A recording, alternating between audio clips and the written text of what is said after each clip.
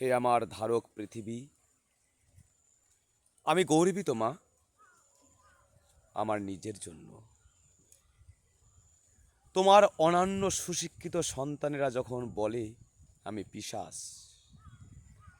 আমার জামা কালো মলিন, আমার কাপড়ে প্রচুর প্রচুর মাটির দাগ, কড়াইয়ের কালির দাগ, আমি সাবান সার্ফ শ্যাম্পু নিই না, তাই আমার জামা সব সময় কালো কুচকুচে।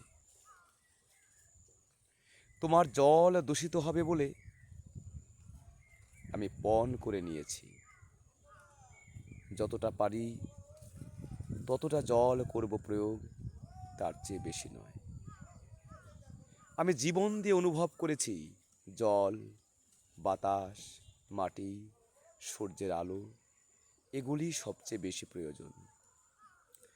সারা দুনিয়া আমাকে বকুক তাতে যায় না আসে না, সারা দুনিয়া আমাকে একঘরে করে রাখুক, পৃথিবী মৃত্যুর পরে তোমার স্নিগ্ধ মাটিতে আমাকে ঠাঁই দিও মা। আর বিশেষ কিছুই চাই না পৃথিবীর কাছে।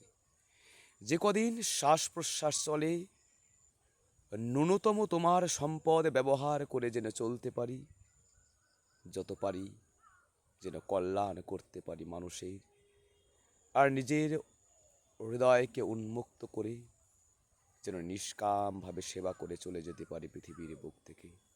মা, তুমি সেই আশীর্বাদই আমায় করো, আমি যেন তোমার বক্ষে থেকে সেই পরম প্রভু পরমাত্মার নামে নিজেকে মগ্ন করতে পারি, আর সদা সর্বদা সচ্চিন্তায় নিজেকে রাখতে পারি নিমগ্ন। আমি জানি আমার বাহ্য শৌচ একটুও নেই, আন্তরিক শৌচও খুব একটা নেই, কিন্তু বাহ্য শৌচ কতটা হবে জানি না। মাগো, তুমি আমার আন্তরিক শৌচতায় পূর্ণ করো মা, আমি যেন শুদ্ধ বুদ্ধ নির্মল পবিত্র হয়ে পরমাত্মার যেন আস্মাদ করতে পারি।